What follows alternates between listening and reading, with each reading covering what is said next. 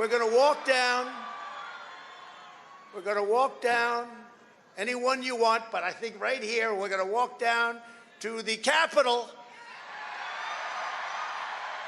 and we're going to cheer on our brave senators and congressmen and women, and we're probably not going to be cheering so much for some of them. Today's major international media controversy centers on the BBC and former U.S. President Donald Trump. The British broadcaster has formally apologized to Trump for editing a portion of his January 6, 2021 speech in a way that critics say made it appear more inflammatory than it originally was. According to the BBC, this edited segment appeared in a Panorama documentary, which is now being pulled from all of the corporation's platforms.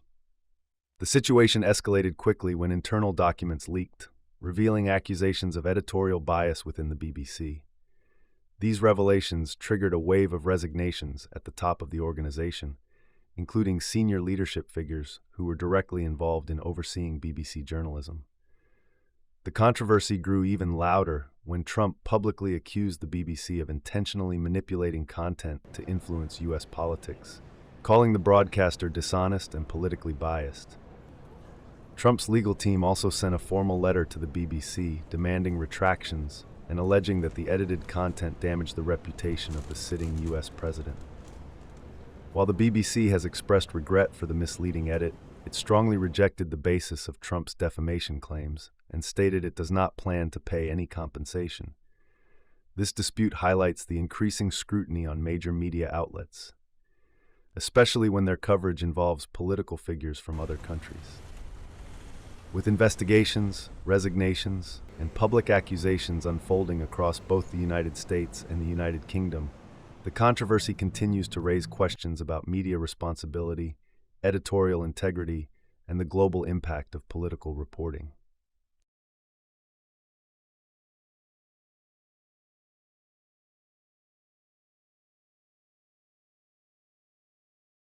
Do you think you should resign? Absolutely not. I think my job is to serve licence fee payers and deliver a BBC that is really focused on world-class, impartial, landmark output, and I look forward to us resolving this situation and looking forward to delivering that. What I want to do is we are going to be publishing in the next few weeks, and this is imminent, clear social media guidelines, and they will cover both news and current affairs and beyond news and current affairs. And we will have within those guidelines the enforcement policies will be very clear, which is we'll be able to take disciplinary action, we'll be able to take people off Twitter. I know people want to see, hard action on this. Sorry, did you? In lay terms, Mr. Trump appears to say that there are certain aspects of the speech that were edited in a way that doesn't represent what he said. In that the BBC has implied that he had asked for the viewers to join him in a call for violence, whereas his position is that he didn't say that. And that impression was given because the speeches that he had given were edited by the BBC. We're going to walk down. We're going to walk down anyone you want, but I think right here we're going to walk down to the Capitol, and we're going to cheer on our brave senators and congressmen and women, and we're probably not going to be cheering so much for some of them. Mr. Trump says that this speech and the editing of it has caused him significant reputational and financial harm.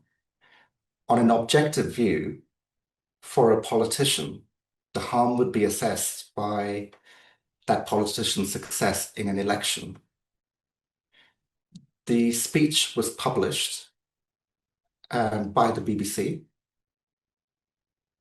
prior to the last US elections.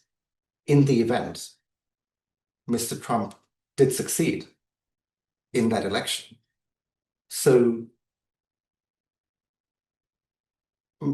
it would be difficult for Mr. Trump to establish a case for harm when he won that election. It would be far easier to pursue an English defendant in the English courts, but English law requires a claim to be brought within a 1-year period from the time the statement was first published.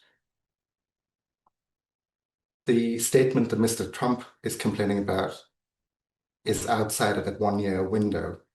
Florida law provides for a longer period in which a party can bring suit.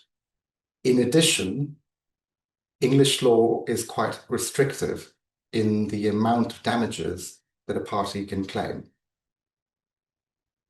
Whereas the damages as Mr. Trump has sought to recover in the US action are significantly higher than what he would expect to receive in England. The actual malice test is a test that public figures like Mr. Trump will need to meet in the US, and he will need to establish that the BBC either knew that the edit was false, or he will need to show that the BBC was reckless as to the truth. And they're very difficult tests for public figures to satisfy.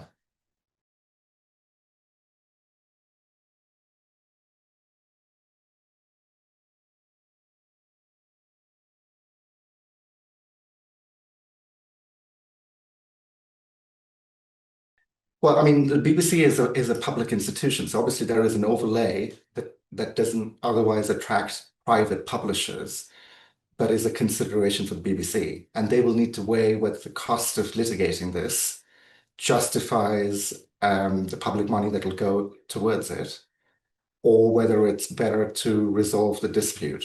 What they have done, which was prompt, was publicly acknowledge that there was an error of judgment, and that goes a long distance in respect of mitigating the harm that they have been alleged to have caused.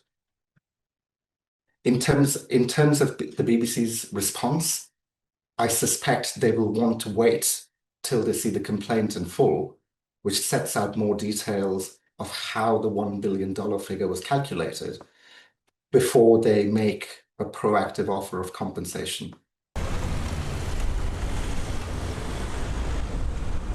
The present case shows you that any state broadcaster is fair game, because if the BBC can be dragged to Florida, there's nothing to stop other broadcasters from being dragged there.